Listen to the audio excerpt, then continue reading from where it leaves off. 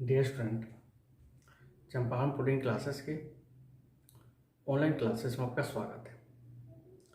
आज से हम लोग बिहार पॉलिटेक्निक, आईटीआई एवं पैरामेडिकल की तैयारी करने वाले छात्रों के लिए एक कोर्स लॉन्च किया गया है, जिसमें हम फिजिक्स का स्टार्टअप करेंगे आज और समझेंगे कि पॉलिटेक्निक, पैरामेडिकल, आईटीआई के अंदर फिजिक्स में कहाँ से क्वेश्चन पूछे जाते हैं। तो पॉलिटेक्निक के अंदर 20 क्वेश्चन फिजिक्स के पूछे जाते हैं। पॉलिटेक्निक के अंदर 30 क्वेश्चन फिजिक्स के पूछे जाते हैं। पैरामेडिकल के अंदर 20 क्वेश्चन रहते हैं और आईटीआई में टोटल साइंस मिला के 50 रहते हैं। तो हम लोग एक एक करके सब टॉपिक को पढ़ेंगे और एक बेसिक से पढ़ना स्टार्ट करेंगे, जिसका आज लेक्चर नंबर फर्स्ट होगा। तो सबसे पहला क्वेश्चन फिजिक्स में जो एराइज होता है वो डिस्टेंस से ही होता है और डिस्प्लेसमेंट से होता है। और हर एक बार ऐसा क्वेश्चन एक आते हैं डिस्टेंस और डिस्प्लेसमेंट से, और हम लोग डिस्टेंस डिस्प्लेसमेंट जानते हुए भी वह आसान से आसान क्वेश्चन को गलत कर लेते हैं। तो चलिए हम लोग स्टार्ट करते हैं और आज का पहला टॉपिक ही होगा जिसका नाम होगा डिस्टेंस। क्या होगा? डिस्टेंस।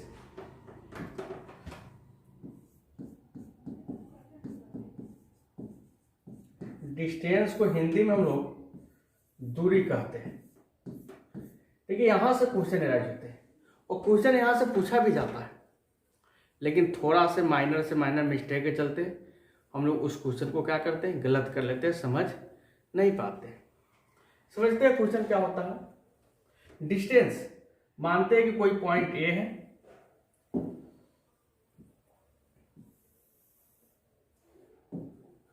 कोई वस्तु यहां से चलना प्रारंभ करता है और कुछ देर के बाद बी पर चला गया और थोड़ा देर के बाद वस्तु वहां से सी पे आ गया। मानते ये दूरी x था और ये दूरी कितना था, y था। तो डिस्टेंस क्या होता है, x प्लस y दोनों के जोड़ के बराबर होगा। यानी बोला जाए कि इस वस्तु के द्वारा एक्चुअल में कितना रास्ता तय किया गया। किसी वस्तु के द्वारा तय की गई रास्ते की लंबाई को ही हम लोग क्या बोलते हैं, डिस्टेंस बोलते हैं। आपके माइंड में आना चाहिए कि जब कोई वस्तु कहीं पर ट्रेवल करता है तो उसके द्वारा तय किए गए रास्ते की वास्तविक लंबाई को क्या बोलते हैं, दूरी कहते हैं। माइंड होना चाहिए। फिर क्वेश्चन यहाँ से ये राइज होता है, क्या दूरी नकारात्मक हो सकते हैं? तो आपके माइंड में ये आना चाहिए, डिस्टेंस कभी भी निगेटिव नहीं होता है। डिस्टेंस कभी भी निगेटिव नहीं होता है। डिस्टेंस हमेशा पॉजिटिव होगा। माइंड में क्या रखना चाहिए, डिस्टेंस हमेशा पॉजिटिव होता है। एकदम माइंड में होना चाहिए। तो डिस्टेंस से क्या क्या टॉपिक बन सकते हैं? किसी वस्तु के द्वारा तय की गई रास्ते की वास्तविक लंबाई को हम लोग दूरी कहते हैं। किसी वस्तु के द्वारा तय की गई रास्ते की वास्तविक लंबाई को हम लोग क्या कहते हैं, दूरी कहते हैं। माइंड में आना चाहिए। तो सिंपल डिफिनेशन हम लोग लिख सकते हैं डिस्टेंस का।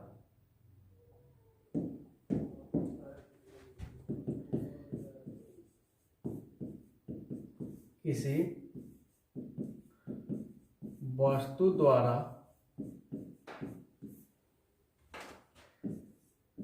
तय की गई रास्ते की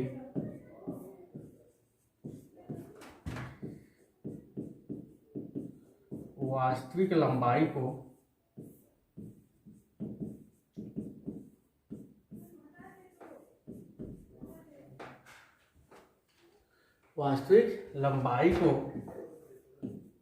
दूरी कहा जाता है।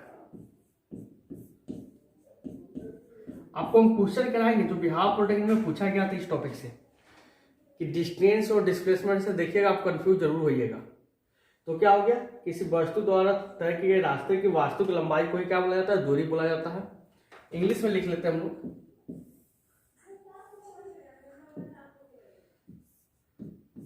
The actual length of path path travel by a body is called distance.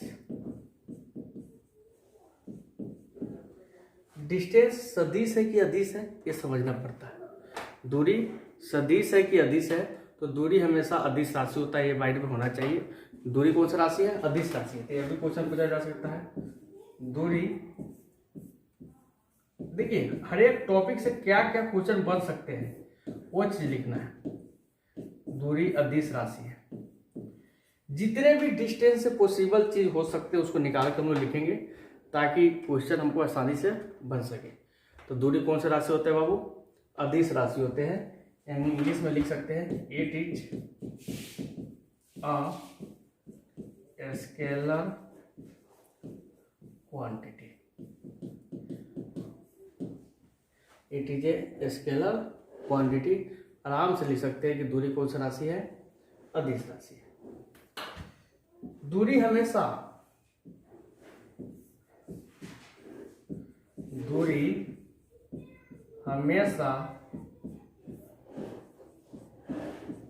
धनात्मक होती है। दूरी हमेशा कौन से? धनात्मक। धनात्मक होता हमेशा पॉजिटिव होगा, नेगेटिव और जीरो नहीं होते हैं। डिस्टेंस ऑलवेज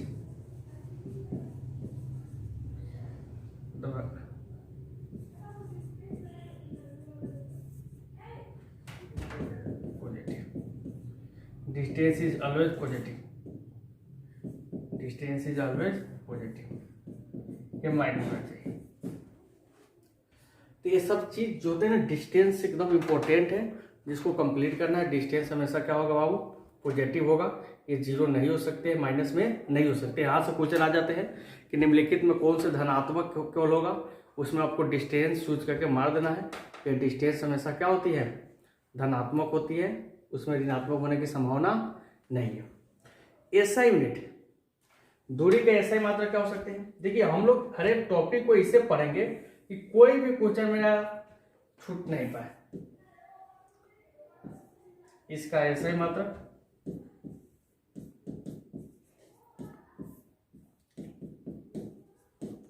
मीटर होता है। क्या होता है? मीटर होता है। It's SI unit is metre. अब बीमीय सूत्र भी लिखा जाता है।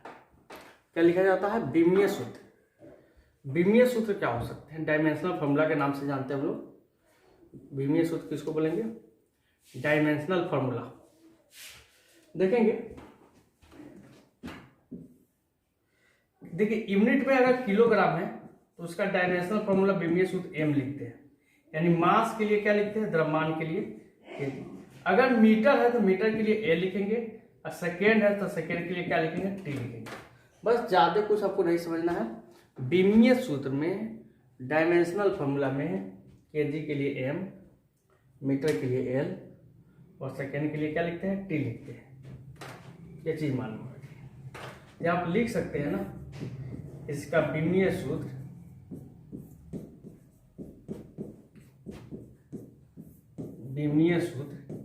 इसमें केजी है क्या? नहीं है। तो केजी का नहीं है तो एम का मतलब होगा ही नहीं। तो कोई भी चीज के पावर जीरो का मतलब क्या होता है? 1 होता है। M zero. मीटर है, मीटर के लिए क्या लिखेंगे? एल और टी जीरो।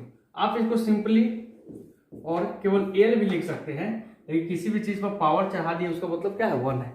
लेकिन खूब बढ़िया अच्छा दिखाने के लिए वाला तरीका यूज किया जाता है। यानी इट्स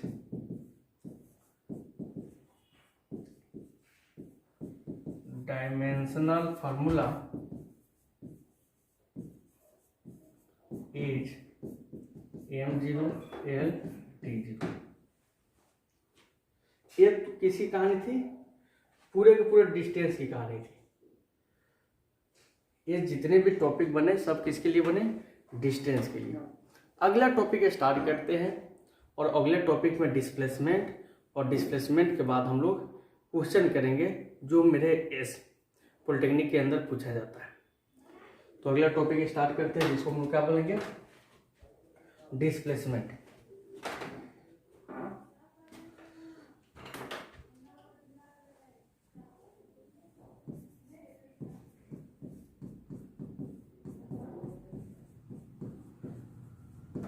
डिस्प्लेसमेंट हिंदी में क्या बोलते हैं, विस्थापन।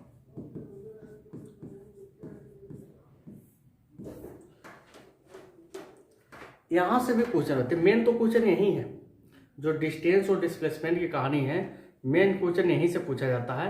और समझते हैं क्या होते हैं। मान लिया जाए कि यही वस्तु था, यहां से चला, ये पॉइंट ए था, कुछ देर के बाद बी पे पहुंचा, और बी पे जाने के बाद फिर यहां से आ गया और यहां पे सी पे आ गया। ये एक्स था, ये वाई था। तो डिस्टेंस निकाले हैं, तो हम लोग क्या निकाल दिए हैं, एक्स प्लस वाई, यानी एक्चुअल पाथ। लेकिन अगर डिस्प्लेसमेंट चाहिए, अगर विस्थापन चाहिए, तो हमको यहां से बी जाने की जरूरत नहीं है, डायरेक्ट ए से सी चलिए, यहां से आप यहां तक आइए। अगर ये जेड है तो यही जेड क्या कहलाएगा, डिस्प्लेसमेंट कहलाएगा। इसका डिफिनेशन होता है, इसको इनिशियल पॉइंट बोलते हैं। इनिशियल पॉइंट किसको बोला जाता है, प्रारंभिक बिंदु। प्रारंभिक बिंदु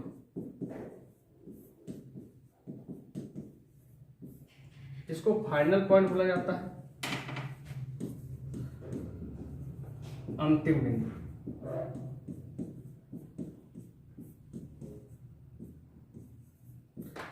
तो किसी वस्तु के प्रारंभिक बिंदु तथा अंतिम बिंदु, इनिशियल पॉइंट और फाइनल पॉइंट के बीच की न्यूनतम दूरी को, मिनिमम डिस्टेंस को ही क्या बोला जाता है, डिस्प्लेसमेंट बोला जाता है।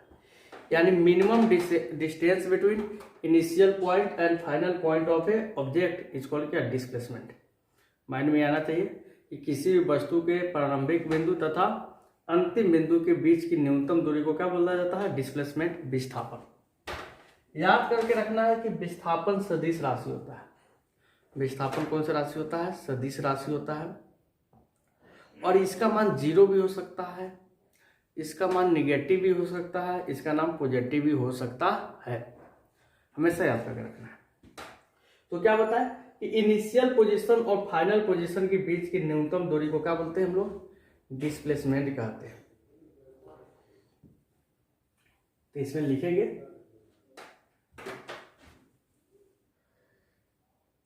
इसका पॉइंट लिख लेंगे, किसी वस्तु की प्रारंभिक बिंदु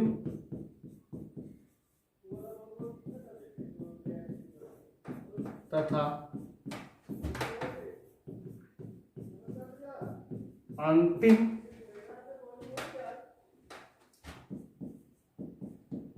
बिंदु के न्यूनतम दूरी को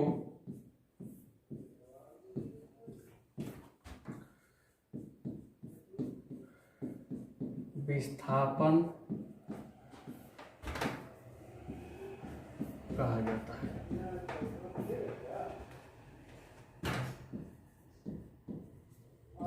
The minimum distance between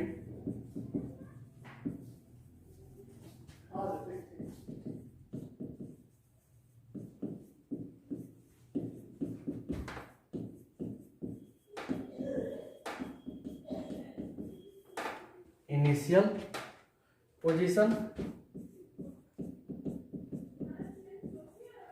and final position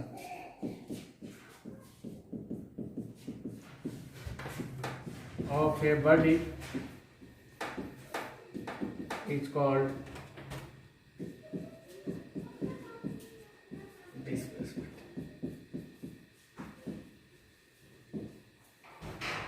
यानी किसी वस्तु के प्रारंभिक बिंदु तथा अंतिम बिंदु के बीच की न्यूनतम दूरी को क्या बोला जाता है, विस्थापन बोला जाता है, जिसको हम लोग डिस्प्लेसमेंट बोलते हैं। आपको याद करके रखना है कि यह कौन सा राशि होता है, सदिश राशि होता है, या एक सदिश राशि है। इट इज ए वेक्टर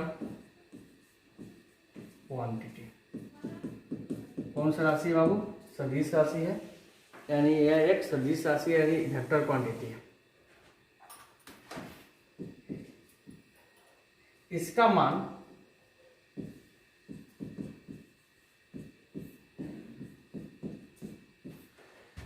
ऋणात्मक, धनात्मक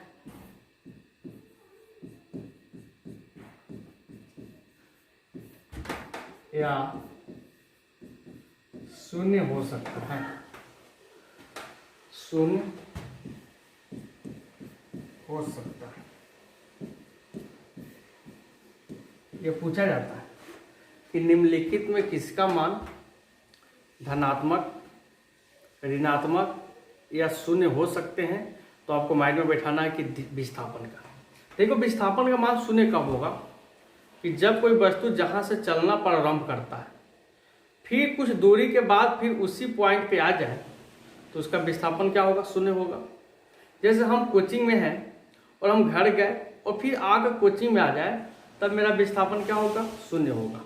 ये बात हमेशा माइंड में बैठना रखना, ये बात कि जब कोई वस्तु जहाँ से चलना प्रारंभ करती है, फिर वस्तु कुछ देर के बाद फिर उसी बिंदु पे आ जाए, तो उस वस्तु का विस्थापन कितना होता है? शून्य होता है। कितना होता है? शून्य होता है। इसको लिखेंगे भी हम लोग, इसको नोट करते चलिएगा, क्योंकि नोट्स बनाइए बाबू, नोट्स आपके लिए काफी इंपॉर्टेंट होने वाले हैं।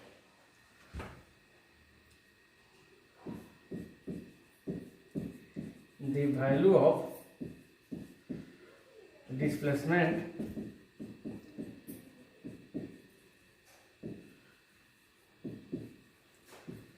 may be negative, positive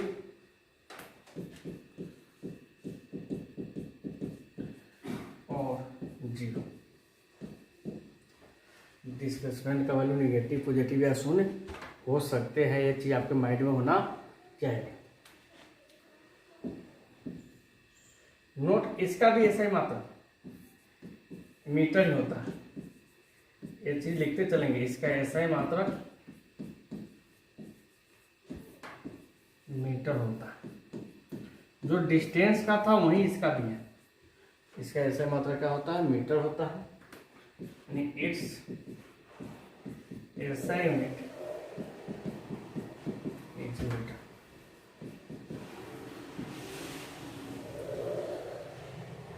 इसका विमीय सूत्र भी जो डिस्टेंस का था वही होगा। इसका विमीय सूत्र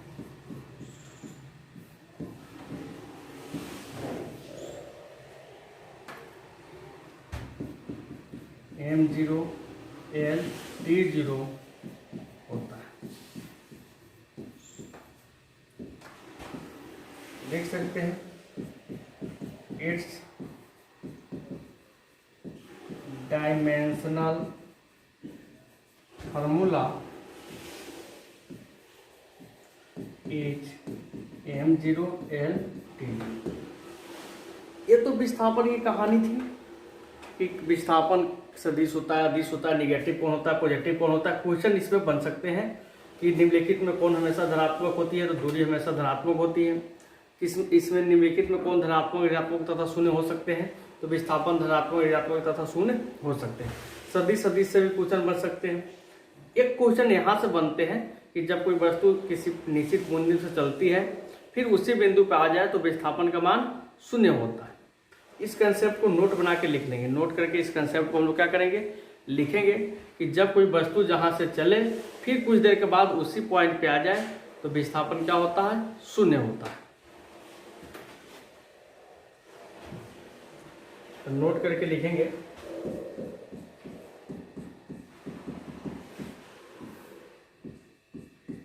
यदि कोई वस्तु किसी बिंदु से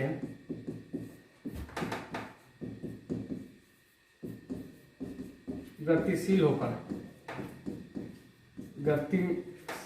होकर पुनः उसी बिंदु पे आ जाए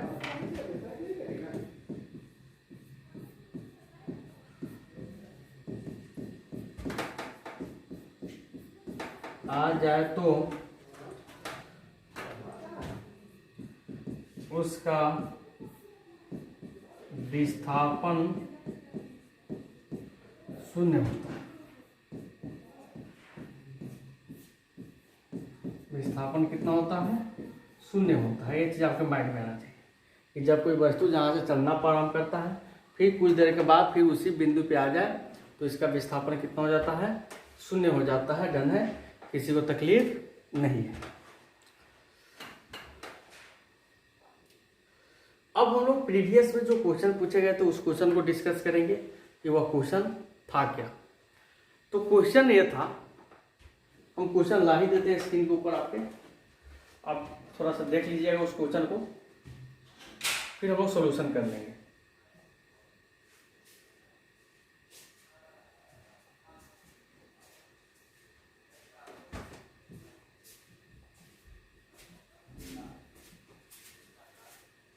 ये क्वेश्चन है और इस क्वेश्चन को हम स्क्रीन पे लेकर चलते हैं वहां पे।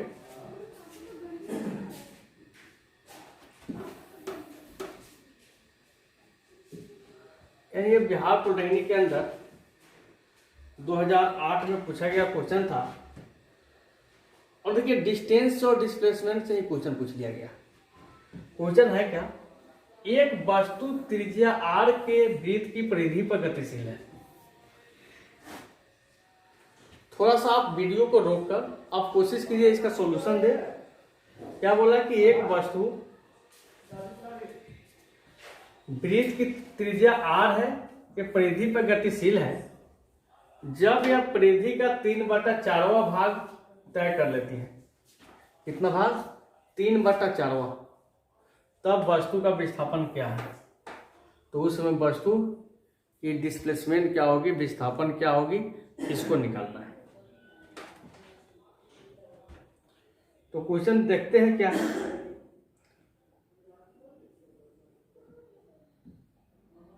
सबसे पहले एक वृत्त बनाते हैं क्योंकि वृत्ताकार पथ पे गतिशील है क्वेश्चन के अनुसार,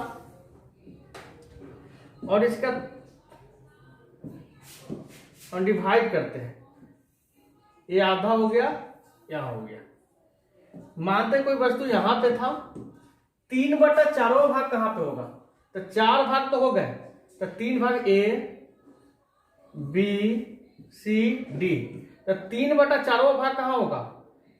1/4, 2/4, आधा हो गया, 3/4।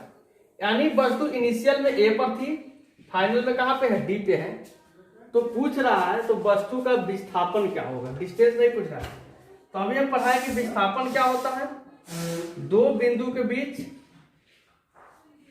की न्यूनतम दूरी, तो A से D की न्यूनतम दूरी यही निकालना है ना। AD निकाल लीजिए, तो ये कितना है? R है।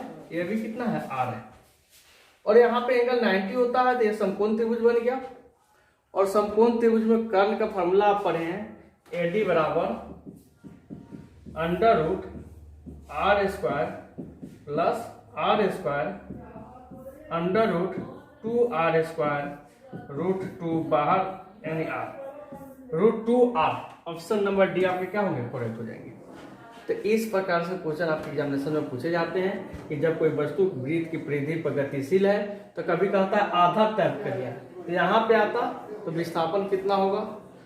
अगर यहाँ पे आ गया तो विस्थापन कितना होगा? तो विस्थापन निकालने के लिए दोनों के बीच की न्यूनतम दूरी को निकाल लेते हैं और क्वेश्चन मेरा डन होता है। तो ये जो क्वेश्चन थे प्रीवियस में पूछे गए क्वेश्चन है। हम लोग फिर नेक्स्ट लेक्चर में मिलेंगे जिसमें हम लोग लेक्चर नंबर 2 करेंगे। आज के लिए बस इतना ही, धन्यवाद, मस्त रहिए। अगर आप चाहते हैं कि हाँ पूरा का पूरा पॉलिटेक्निक की तैयारी करना, तो आप प्ले स्टोर पे जाकर चंपारण पॉलिटेक्निक क्लासेस का एक ऐप है जिसको डाउनलोड करके वहाँ से कोर्स को परचेज कीजिए। मिनिमम फी में आपको तैयारी करा दी जाएगी सारे सब्जेक्ट की, सारे कंसेप्ट के साथ। बस आज के लिए बस इतना ही, धन्यवाद।